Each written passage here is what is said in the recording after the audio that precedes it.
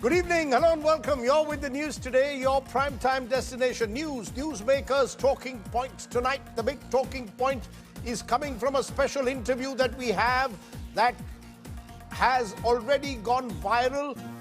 We'll tell you more in a moment on that. Why is Yalda Hakim in the news? Her interview coming up in a moment.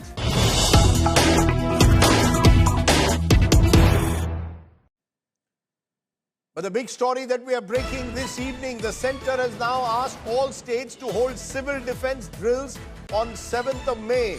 Drills will include air raid sirens, blackout measures, civilian students to be trained in civil defence, camouflaging of vital plants, evacuation rehearsal plan. All of this suggesting that the government is putting civil defence on high alert ahead of potential escalation and kinetic action against Pakistan. That's the big story that's breaking at this moment. I want to go straight to our defence correspondent who is at the moment in Srinagar. Shivani Sharma now joins us. Shivani, give us a sense of what you're picking up in terms of these mock drills that the government is holding. All of this coming on the background of meetings that the Prime Minister has been holding with the various service chiefs. Defence Secretary also called in today. Is all of this being seen as a gradual, calibrated escalation of pressure or preparation for a potential kinetic action anytime in the near future? Certainly, Rajdeep, as we see Prime Minister Narendra Modi personally monitoring and meeting the service chiefs, the CDS, the Raksha Mantri, and deliberations are going on. On the other hand, we also see MHA is now has given out this advisory to conduct a mock drill on 7th of May for several states. And what we are picking from the sources, Rajdeep, these states are the states which are the border states, and Jammu and Kashmir, Rajasthan, Delhi can be one of those states, and Gujarat also for that matter. So all these states have to conduct these drills where the citizens will be sensitized and made aware about the SOPs of a warlike situation, how to keep themselves safe in a complete blackout situation, or how to see the sirens and get aware when the warlike situation arises. So this is an advisory that has been given out by the MHA for 7th of May. This means that India is certainly preparing for a long-term action, and it wants the citizens to also understand the seriousness and the SOPs that have been lined up for such a situation if the tension escalates and action takes place. Interesting. There's Shivani joining us that with those details at the moment about the potential of preparing citizens also for any kinetic action and any retaliation that may follow from that. 7th of May is the date which has been put as far as putting in place those civil defense measures. I also want to turn to the other story that's breaking at the moment. The UN Secretary General has now made a statement saying he hopes that a military confrontation will be avoided. The UN Secretary General has spoken saying it's time for maximum restraint. Military solution is no solution. Will support any initiative on de-escalation. All of this taking place against the backdrop of a UN Security Council meeting that's likely to take place this evening. Antonio Guterres, the UN Secretary General, making those remarks. And all of this coming against the backdrop, as I said, of a UN Security Council meeting that's likely to take place later this evening. First, listen in to what Antonio Guterres said a short while ago. Tensions between India and Pakistan are at their highest in years. I deeply respect and I am profoundly grateful to the government of people of both countries and their significant contributions to the work of the United Nations, not least UN peacekeeping. And so it pains me to see relations reaching a boiling point. I understand the raw feelings following the awful terror attack in Pahalgam on 22 April. I once again strongly condemn that attack and extend my condolences to the families of the victims. Targeting civilians is unacceptable, and those responsible must be brought to justice through credible lawful means. It is also essential, especially at this critical hour, to avoid a military confrontation that could easily spin out of control. Now is the time for maximum restraint and stepping back from the brink. That has been my message in my ongoing outreach with both countries. Make no mistake, a military solution is no solution. And I offer my good offices to both governments in the service of peace. The United Nations stands ready to support any initiative that promotes de-escalation, diplomacy, and the renewed commitment to peace. Joining me now is our Diplomatic Affairs Editor, Geeta Mohan, joins us. Geeta, those statements by Guterres coming ahead of a Security Council meeting later this evening, is this the United Nations in its familiar style trying to play the role of a neutral umpire, even though, as we've seen in Israel and in Ukraine, the United Nations has been a complete failure? So how do you interpret the remarks being made by Guterres at this moment? Well, Rajdeep, we do know that the United Nations in many ways than one is a toothless tiger when it comes to implementation of the international rules, norms and laws. Having said that, the United Nations Security Council is indeed meeting around 3 p.m. New York time, which would be around 12:30 a.m. here in India. This is at the behest of Pakistan, given that Pakistan is a non-permanent member of the Security Council at this point in time. The 2-year tenure that each country serves as a non-permanent member, the 10 countries, and Pakistan is in the room, and therefore they've called for the meeting as an emergency meeting on the situation at the border between India and Pakistan. Having said that, while we see the United Nations Secretary General, not the first time, this is probably the second or the third time that he's not just offering the good offices of the United Nations, but also saying that military solution is no solution, that they should be looking at a diplomatic route. Even as that is happening, we're looking at India sounding out an alarm, so to say, to various states, saying that they should be prepared. So expect something from India. No other than the Prime Minister himself, Rajdeep, and then the Defence Minister said that there is going to be a response very soon. So expect something from India. This time around, India has made it very clear to the international community that if they really want solution to the crisis between India and Pakistan, they need to rein in Pakistan rather than asking India not to retaliate. Geeta Mohan joining us with those details ahead of that big Security Council meeting. Appreciate you joining us. Pakistan's worst-kept secret of sponsoring terror was exposed in an interview that Yalda Hakim, lead world news presenter at Sky News, did with Pakistan's Defence Minister Khwaja Asif. I am joined by Yalda. Appreciate your joining us here. Yalda, there from London. Thank you very much. The horrific Baisaran terror attack exposing Pakistan's role once again in fomenting, sponsoring terror against India, especially in the Kashmir Valley. It's been one of the world's worst-kept secrets, admitted on camera by Pakistan's defense minister in a recent interview to you, Yalda. In that interview, the defense minister going on camera saying, yes, Pakistan did sponsor, finance terror over the years. His exact statement is, we've been doing this dirty work for the United States for about 3 decades in the West, including Britain, in response to your question about Pakistan's long history of backing, supporting, training, funding terror groups. How do you look at, what was your first response when you heard the defense minister of a country of Pakistan make that candid admission to you?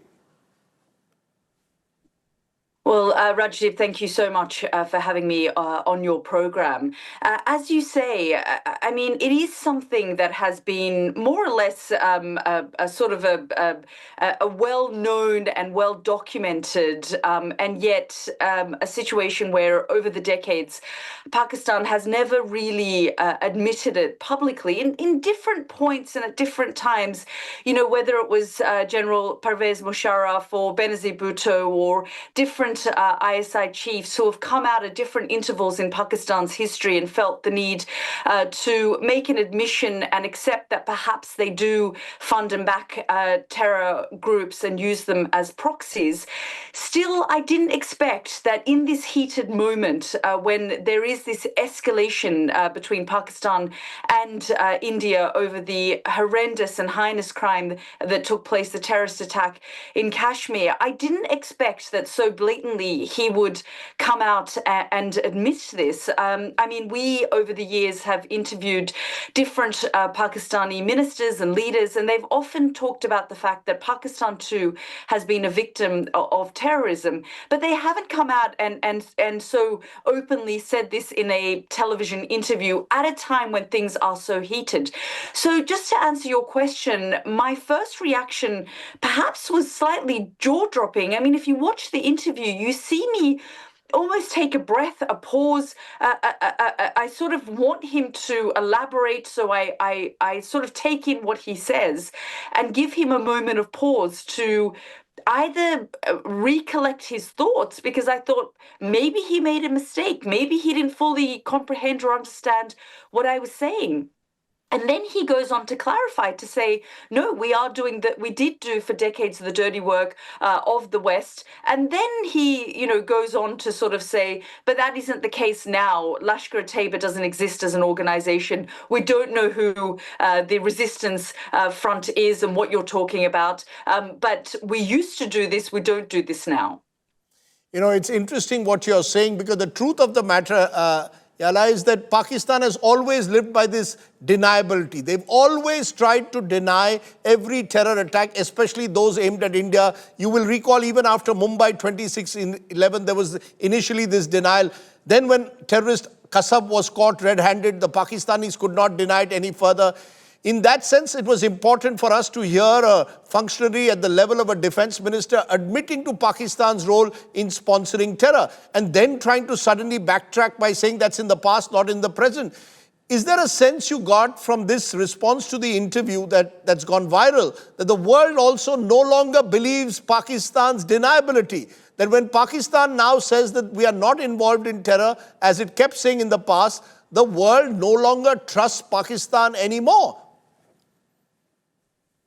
Yes, Rajdeep, I think that was what made the interview go viral. Not only were we hearing an admission like this from a minister at that level, at a time where things are so tense between the two nations, and just a few days after the terrorist attack in Kashmir, but also for him to so blatantly accept Pakistan's history of funding, aiding, giving sanctuaries. I mean, as you know, for the 2 decades or so of the Afghan war, not only was Pakistan getting billions of dollars from the United States, they were constantly accused of playing a double game. In 2018, the then President Trump, during his first administration, one of the things he did, I remember it was January 1 in 2018, one of the first things he came out and did was say that we are going to cut all military aid to Pakistan because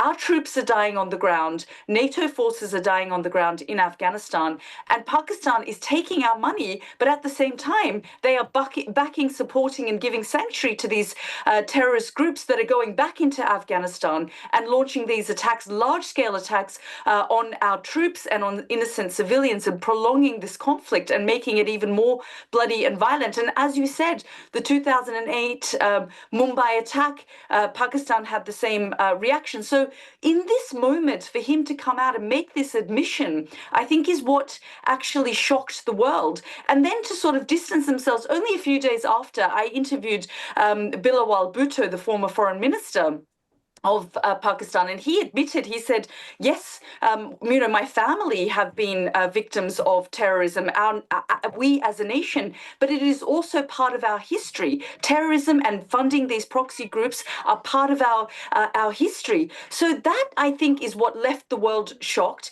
And as you say, this acceptance and realization that perhaps Pakistan itself will no longer deny the brutality of funding these terrorist organizations and using it as a policy.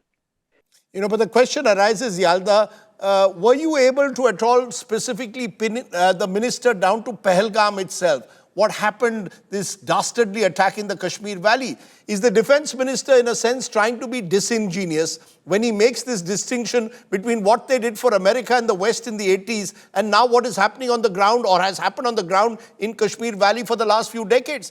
Were you able to actually get him to take that next key step into admitting that the Lashkar-e-Toiba's headquarters, for example, these jihadi proxies are in Pakistan, Hafiz Saeed still moves around fairly freely. Are they willing to accept that part as well is the key? No. So it's exactly as you said. He pinned it to their history as a nation and said that that was part of history. They did the dirty work of the United States, of Britain, as you say. That's what he pinned it to, that, had we not been forced to take part in, the sort of funding of these groups, the Mujahideen in the 80s after the Soviet invasion, and were we not asked by the United States, the CIA, to do this dirty work for them, perhaps the trajectory of the direction in which our country has gone to today would not have happened. But in terms of admitting that Lashkar-e-Taiba still exists as an organization, that their leadership roams freely in Pakistan, it was not something that he was willing to accept. He said, what are you talking about? When I said Lashkar-e-Taiba and this splinter group, the Resistance Front, he said, no one has heard of this resistance force that you're talking about. Lashkar-e-Taiba doesn't exist as an organization. Where are you getting your information from? So he completely distanced himself. And then he went on to talk about false flag operations and pointed the finger of blame at India and said, India has conducted. I said, so hang on a second, let me get this straight. You are saying that India has launched this terror attack on itself and wants to point the finger of blame at you so that Pakistan gets the blame. He said, that's correct. And so I pushed him on that because we are hearing that a lot now from Pakistani officials and those who are coming out in front of the cameras. They are trying to say this is a false flag operation, perhaps more for their domestic public consumption than anything else, because I don't think the international community is buying that narrative, but they are speaking directly to their domestic audience, perhaps, when they say that, because as these ministers have long said, Pakistan itself has been a victim of terrorism, and Pakistanis are fed up with the way in which, whether it's the ISI or the military or even the weakness of the civilian government, is running the state. And so there is a lot of anger and frustration in Pakistan. And in order to quell that, perhaps they are trying to say to their audience, it is not us. There is a new administration in town in the United States. They are close to New Delhi, and we need to be very careful of the narrative that India is spinning. They are launching these false flag operations and trying to point the finger of blame on Pakistan so they can launch an attack on us. And that was the direction he was trying to take the actual interview. What was jaw-dropping in the end was the fact that he admitted the long history of backing these terrorist organizations in the way that he did. As you said earlier, Yalda, the world isn't buying Pakistan's bizarre arguments anymore. It's a ridiculous argument, this whole false flag argument that they are trying to push. At the same time, though, there seems to be little accountability for Pakistan's actions. You yourself, in a way, are a victim of really what happened in the 1980s. Your family became refugees, Afghan refugees. You had to move to Australia. Do you believe that there needs to be greater accountability of Pakistan for its actions rather than these bizarre arguments it keeps making? I ask you now, not just only as a journalist, but as I said, someone who's in a way been a victim of what happened in Afghanistan, this virus that every time Pakistan simply gets away from by trying to deny its role in sponsoring and financing terror. Well, I think it's interesting now that, Pakistan for decades supported the Afghan Taliban. And in many ways, they have buyer's remorse now because, the Afghan Taliban are not necessarily doing what their paymasters had got them to do for so long when they gave them so much support in their war against NATO forces, the United States, during the conflict in Afghanistan. And so I think you're right in saying there hasn't been enough accountability. The United States, the West, hasn't held Pakistan accountable for playing these double games for years. I remember interviewing Pervez Musharraf just a few years ago before he died, and he said, it's true, we had this policy because we felt we had no choice. And I said to him at the time, General Musharraf, is it because Pakistan can't win conventional wars, so they turn to nuclear weapons and terrorism? And these two things are not like peanut butter and jelly where they mix well together. They do not mix well together. This is hugely problematic for the region, for the international community, when you are a nuclear armed state and you are also having the policy of backing, funding terror organizations. And at the time, he said to me, we had no choice. In order to protect ourselves, in order to defend our own national interests, this is the policy that we developed. At the time, he didn't tell me that we did the dirty work of the West or any other state, although we all are fully aware of the history and how that evolved and what happened to the Mujahideen and what happened to the orphans of the Soviet invasion of Afghanistan, and what they then did with the madrasas by brainwashing these young children who went on to become the Taliban and the Afghan civil war, and the way that history evolved, and the fact that millions of people became refugees and were spread out across the world. Not to mention the fact that, throughout the conflict in Afghanistan, we all remember the large-scale terror attack on the Indian embassy in Afghanistan as well. So these are things at different intervals and points in history where the international community has pointed the finger of blame on Pakistan, on the ISI, on the military and security and defense and intelligence establishment in Pakistan. But there hasn't been enough accountability other than what the Trump administration tried to do in 2018, because at the time, the likes of his National Security Advisor, General H.R. McMaster, understood the complexities of the region and said that we needed to do more to hold Pakistan accountable. But I think different administrations come in the United States, in the West, and they don't do enough to put pressure on Pakistan to move away from this policy of backing these. And they often point the finger of blame on India and say India has their own proxies and terror groups that they're funding and backing in Baluchistan, so we need to do this. And I've said to the different Pakistani ministers and those in leadership, that cannot be your excuse for why then you back these groups. Is that the justification that you use? And I said that to Khwaja Asif as well. It's also interesting, Yala, that not only did your interview show Khwaja Asif making the admission of doing the dirty work of the West or dirty wars of the West, he also went on to say that there could be an all-out war between India and Pakistan, almost a warning, the threat of a possible all-out war between India and Pakistan. How do you interpret that? Do you think that this was just the belligerence of the defense minister of Pakistan, his bravado? Or do you believe that a section of the Pakistani army is itching for some kind of a conflict because General Munir and the Pakistan army is facing huge, severe pressure on the home front as well, where they've messed up?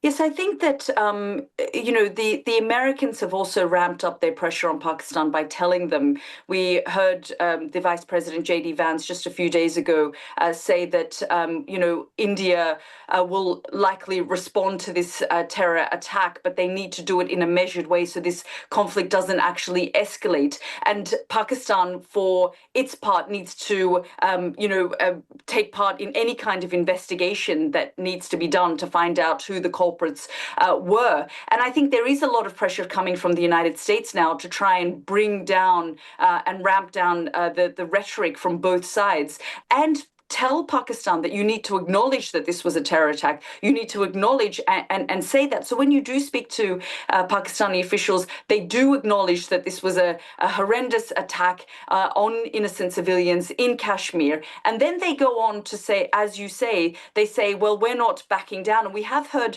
from Pakistani ministers who have said, we have 139, missiles, and they're pointing all at India. They are not on display. The reason I think that they're using using this language is they cannot show weakness to their domestic audience, because first of all, they're denying that they had anything to do with this attack. Secondly, they're saying India should not be pointing the finger of blame on us. Third, they're trying to use this false flag narrative by telling their audience it wasn't us, it was them, and they're trying to attack us.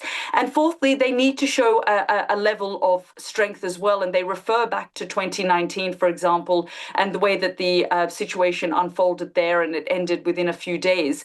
And I think that it is perhaps in the interest of no side for this to escalate, because as we know, confrontation can lead to miscalculation, which can lead to escalation, and both countries are nuclear armed states. I think that perhaps there is a level of acknowledgement internationally that India will want to respond in some way. But the concern really is, could this escalate into something else? When I have spoken to Indian officials, for example, they've said that the Pakistanis can't keep saying, well, this could turn into a nuclear war, and trying to scare us off from reacting. And equally, the Pakistanis are saying, well, we're not going to back down if we are attacked. You know, Yalda, it's fascinating what you're saying, but there's a final element to what I want to raise, which is what is perceived in India as Western media double standards. You're on Sky News, you did a full-hour program on India, Pakistan, focused on it. But there's a feeling in India that most of Western media would rather focus on what's happening in Israel, between the Israelis and Palestinians in Gaza, on the conflict between Ukraine and Russia. But when it comes to civilians who are killed, innocent civilians killed in Kashmir, by terror, there isn't enough acknowledgement of what India has gone through these years, the suffering of innocents, like in Baisaran, killed by Pakistan-based terror groups. Do you believe that that is changing, that the world recognizes that there are certain countries, whether they are located in the subcontinent or any part of the world needs to speak in one voice against those who sponsor and finance terror and their proxies without any double standards? You know, Rajdeep, I think it's an interesting sort of concept that you've raised here. I was at the BBC for 10, 11 years, and every now and then when Kashmir would become a flashpoint or a talking point, it would perhaps pique interest. But I do think, and I think that it is something that needs to be acknowledged, that there is a lack of understanding of the conflict's history, why this is a flashpoint, why this is something that both nations, feel so strongly about, what is actually happening within Kashmir. The fact that over the last few years it has opened up, as a territory, and there is far more tourism. I don't think any of these things are properly understood in Western media, in Western society. So while, accessing and understanding the conflicts in Ukraine, between Ukraine and Russia, and Western media feel that, okay, this is a European conflict and therefore a level of interest, there is a high degree of interest in what Israel does and therefore the focus on the situation in Gaza. I think the thing that I find, and it's certainly a frustration that I feel, because I understand the region and I have a particular interest in the region and highlighting the issues of the region, including the issues around terrorism and the fact that nations have suffered there because of state sponsoring of terrorism. And I want to highlight the issue, is that India struggles to talk about it. India struggles to highlight it. India struggles to, really raise the issue, perhaps say the way that the Ukrainians have done, and they've mobilized and talked about the atrocities that have taken place in different places in Ukraine at the hands of the Russians. I have found that I've really struggled to get Indian officials to talk on the issue, to talk about what the problems are. I've struggled to get Indians to come to the camera and talk about the importance of Kashmir. And yet the Pakistanis on their part, to be totally fair and frank, want to come out, want to talk about, why this is such a talking point for them, why it's so important to them, why they have nothing to do with this particular attack, for example. But I find the Indian side, whether it's policy or whether it's just the way India is as a state, they don't want to talk before, any kind of action is taken. Indian officials will not come out and readily give interviews about the situation in Kashmir, or why it is so important for them, to defend the rights of the Kashmiri people, or or to respond to this particular terrorist attack. So I think that adds to the lack of understanding in the West of the issues. But the truth is, Yalda, and I want to raise the question that the West and the Western media perhaps need to de-hyphenate India and Pakistan. The truth of the matter is, India is on its way to becoming the third largest economy in the world at some stage in the near future. We are a strong, robust democracy. Contrast that with Pakistan, which finds itself economically now on the verge of bankruptcy, battling various militias within this country, finds itself the army controlling a weak civilian leadership. It has been included in recent times under the Financial Action Task Force grey list. It's had an Osama bin Laden within Pakistan seeking sanctuary, and it's been proscribed in the past for not doing enough for countering terror. Do you believe Pakistan needs a wake-up call from the world, which needs to de-hyphenate India and Pakistan? Your interview was part of that wake-up call. Does the world need to understand what Pakistan has become and what India is not? I think it also was perhaps something that the Pakistani people watched and were perhaps horrified about, that their defense minister, someone who is in a current post, because occasionally, as I said, we hear this from the formers, who are out of their post and will acknowledge something. But the fact that the defense minister of a nation stood in front of, a Western media outlet and a Western journalist and said, absolutely, this was our policy, I think was not just shocking for the world, for India, but also for Pakistan, because the Pakistani people are thinking, well, you're saying to us, we are the victim of this terrorism, but you're actually, as a policy, backing and funding and supporting these terrorist organizations, and it now has become, the sort of the hand that ends up biting, the masters, and it's impacting the Pakistani people, their safety, their security, their economy, their standing in the international community. And so I think the other factor is that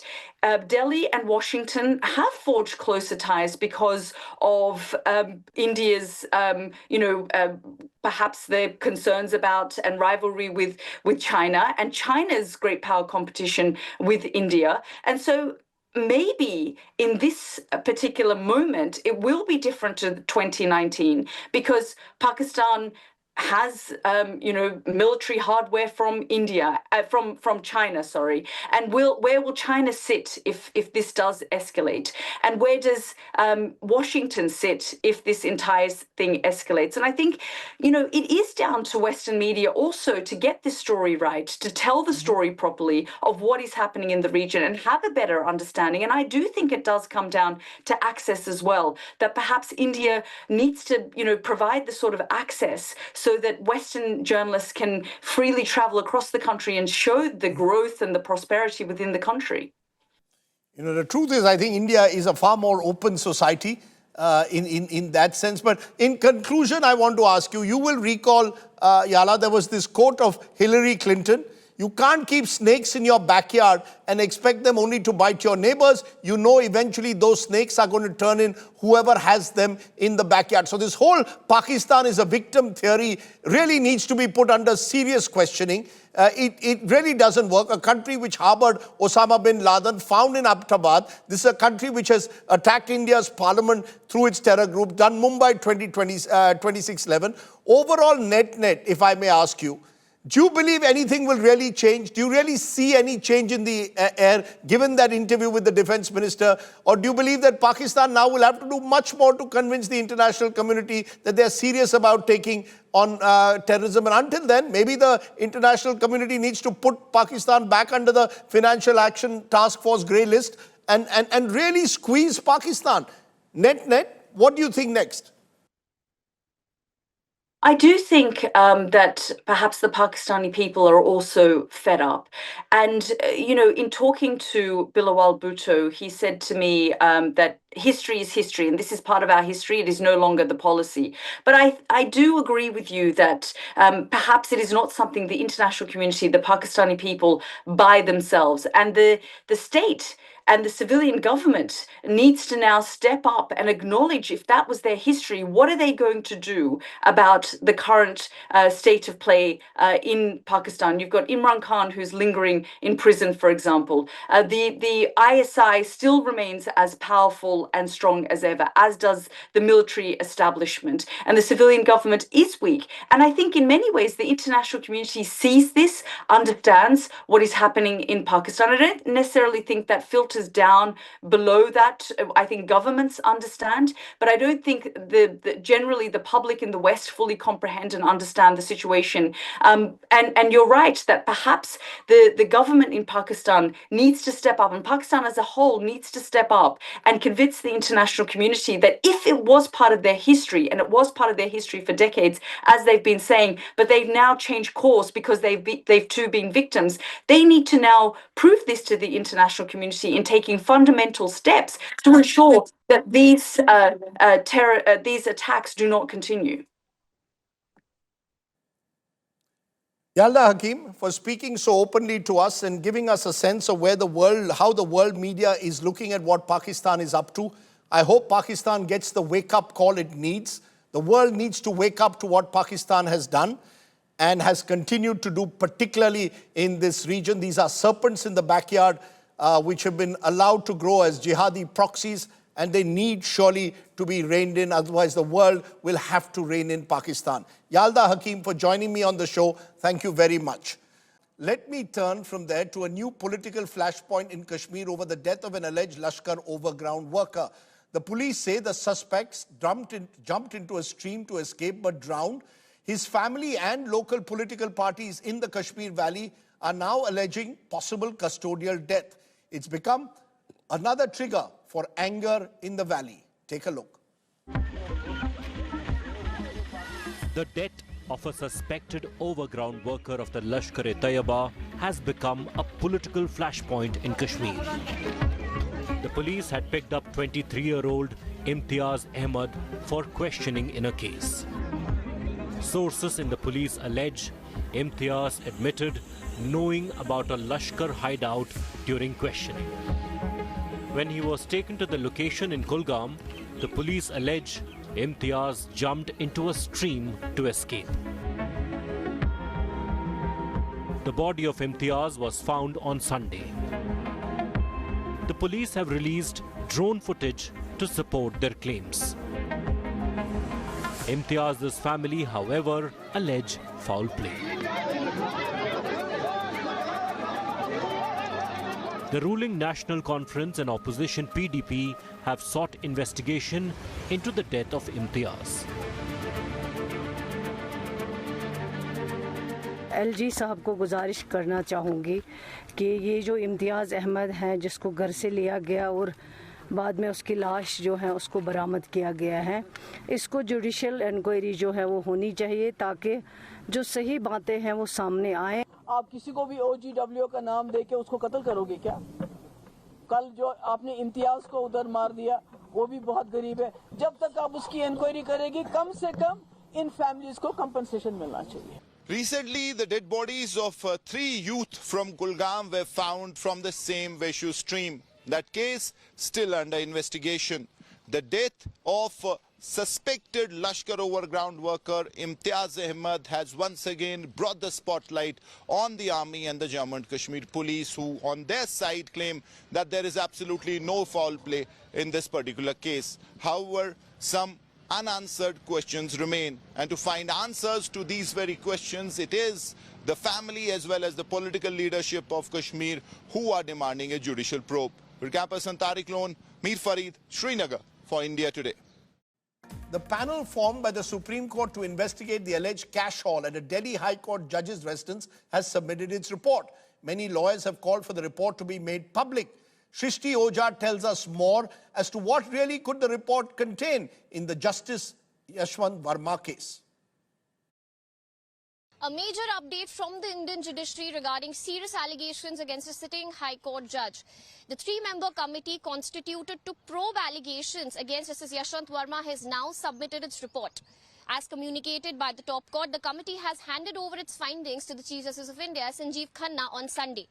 Justice Yashwant Verma had come under intense scrutiny after huge amount of unaccounted cash was allegedly recovered from his residence. The details of this case, including crucial communications, photos and videos, were earlier released by the top court on its website. All eyes will now be on the Chief Justice of India, Sanjeev Khanna, to see whether or not the details of this committee report will also be made public. Will Justice Yashwant Verma get a clean sheet, or will he have to face further probe? That remains to be seen. With camera person Ajay Sinha from New Delhi, this is Srishti Ojha, India Today. Okay, let's from there turn to our fact check of the day. A claim has been made that locals in Kashmir got into a scuffle with Indian Army soldiers following the Pahalgam attack.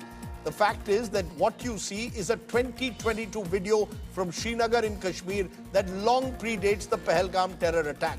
According to reports, a case was registered against the soldiers by the Jammu and Kashmir police.